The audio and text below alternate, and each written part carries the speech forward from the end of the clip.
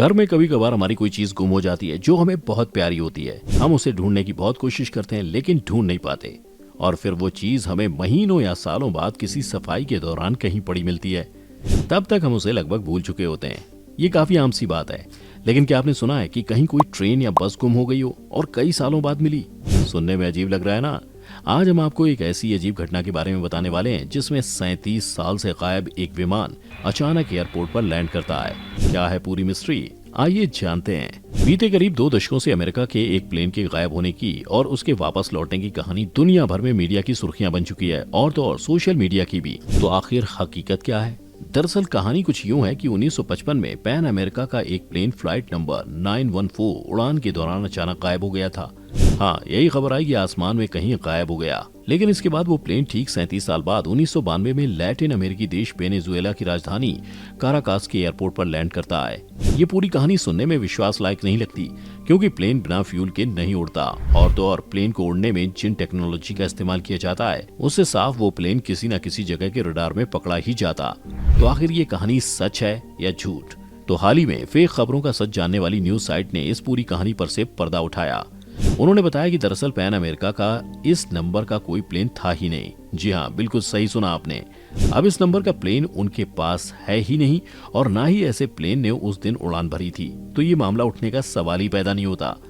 तो सच क्या था? असल में ये पूरा कारनामा 1992 में अमेरिका के किसी लोकल न्यूज़पेपर की कारगुजारी थी, जिसने ये फेक खबर पब्लिश की थी, और आज तक लोग इसकी वजह से धोखा खा रहे हैं कि सच में कोई प्लेन 37 साल बाद लैंड हुआ था। लेकिन प्लेन की असली कहानी क्या थी? तो आइए जानते हैं कि ये सब आखिर शुरू कैसे हुआ। दिन था 21 मई 1992 का, जब अमेरिका के एक लोकल न्यूज़पेपर ने प्लेन के गायब होने और वापस आने की खबर पब्लिश की। अब यहीं से इस पूरी कहानी ने जोर पकड़ा। उस खबर की हेडलाइन थी प्लेन की पहली। नीचे लिखा होता था 1955 में उड़ान भरने वाला प्लेन 1985 में वापस आया।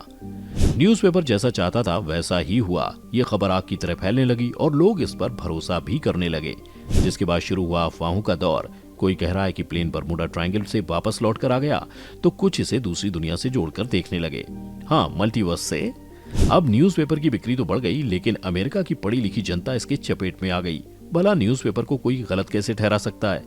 अब चूंकि ये खबर इंटरेस्टिंग थी, तो न्यूज़पेपर में पब्लिश होने के बाद ये खबर दुनिया भर में भी फैलने लगी, और आज भी इंटरनेट पर लोग इसे अलग अलग तरीके से पेश करते हैं। कुछ लोग सवाल उठाते हैं, बिल्कुल आपकी और हमारी तरह, क्योंकि अगर प्लेन गायब हुआ तो आखिर इतने समय से प्लेन कहाँ था? अगर ये उड़ रहा था तो इसका ईंधन खत्म क्यों नहीं हुआ? क्या ये किसी खुफिया मिशन पर था? अब इन तमाम कयासों के बीच खबर आती है कि प्लेन के ब्लैक बॉक्स से मिली वॉइस रिकॉर्डिंग इस बात का सबूत है। अब ये वॉइस रिकॉर्डिंग में क्या था?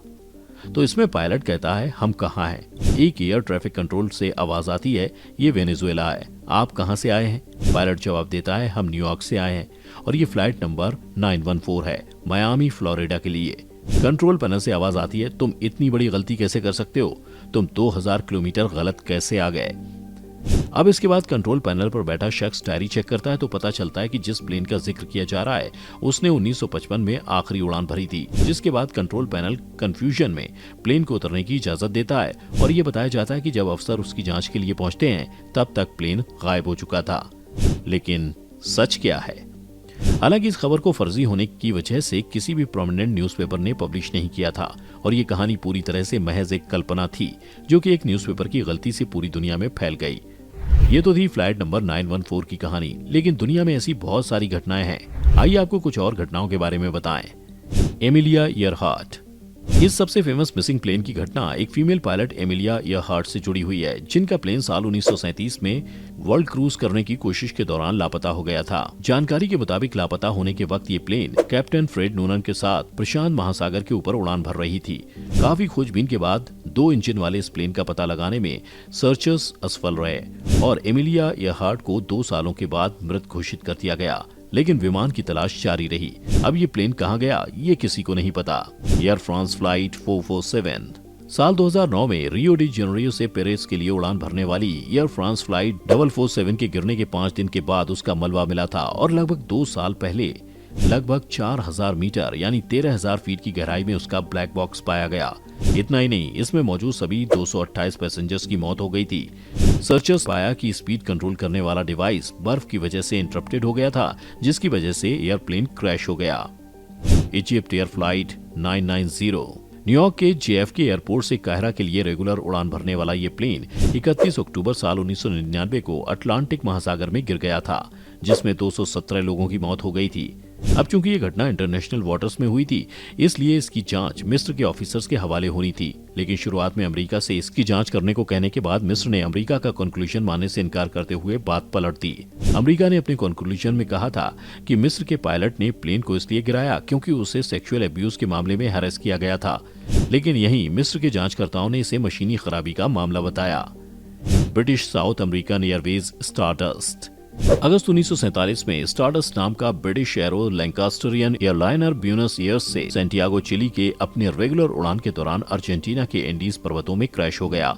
विमान को खोजने की उस वक्त की कोशिशें नाकाम रहीं और इसने कई तरह की अटकलों को हवा दी, लेकिन 50 साल के बाद इस विमान के मलबे के मिलने के साथ ही अटकलों पर पॉज लगा। एक्सपर्ट्स ने इसे खराब मौसम की वजह से दुर्घटना बताया। Bermuda triangle. बरमूडा, फ्लोरिडा और प्यूर्टो रिको के सी एरिया में एक इमेजिनरी ट्रायंगल पॉइंट को पानी के जहाज और विमानों के दुर्घटना की बड़ी वजह मानी जाता रहा है। दरअसल 2 ब्रिटिश साउथ अमेरिकन विमान साल 1940 में इस एरिया में लापता हो गए थे, लेकिन साल 2009 में BBC के एक रिपोर्टर ने अपने शोध में पाया दोनों विमान दुर्घटनाओं में से एक की वजह हॉरिफाइंग टेक्निकल फेलियर और दूसरे की वजह फ्यूल का खत्म होना बताया गया था। हालांकि बरमूडा ट्रायंगल का मिथ अभी तक जिंदा है। Uruguay air force flight 571। बादल के नीचे होने और पहाड़ी की ऊंचाई की वजह से जो प्लेन क्रैश हुआ वो था फ्लाइट नंबर 571। ये फ्लाइट उरुग्वे से सैंटियागो चिली के अपने उड़ान के दौरान अर्जेंटीना के एंडीज पर्वतों में क्रैश हो गई और इस हादसे में 45 लोगों में से लगभग आधे मारे गए थे और जो आधे बचे थे वो 72 दिनों तक पहाड़ों में फंसे रहे। आखिरकार जब रेस्क्यू स्क्वाड के द्वारा 16 लोगों को बचाया गया। बता दें कि दुनिया तब सकते में आ गई जब पता लगा कि बचे हुए लोग मरे हुए लोगों को खाकर जिंदा थे। TWA 800। 17 जुलाई 1996 को ट्रांस वर्ल्ड एयरलाइंस की उड़ान 800 में न्यूयॉर्क के JFK हवाई अड्डे से उड़ान के तुरंत बाद ही विस्फोट हो गया और उसमें सवार सभी 230 लोगों की मौत हो गई। रिसर्चर्स का दावा है कि शॉर्ट सर्किट के कारण दुर्घटना हुई, लेकिन कैनेडी के प्रेस सेक्रेटरी और पत्रकार पियरे सेलिंगर ने दावा किया कि अमेरिकी मिसाइल टेस्टिंग की वजह से धमाका हुआ था। US army air corps B-24D। Second world war के दौरान एक अमेरिकी bomber aircraft Lady Be Good अप्रैल साल 1943 में नेपल्स इटली में एक मिशन पर गया था और ईस्टर्न लीबिया में अपने ठिकाने पर कभी लौटा ही नहीं। माना गया कि ये प्लेन क्रैश हो गया। इसमें 9 लोग सवार थे और ये प्लेन लगभग 15 साल बाद मिला था। दिलचस्प बात यह है कि इसका बॉम्बर इक्विपमेंट उस वक्त तक खराब नहीं हुआ था और मशीन गन भी काम कर रहे थे।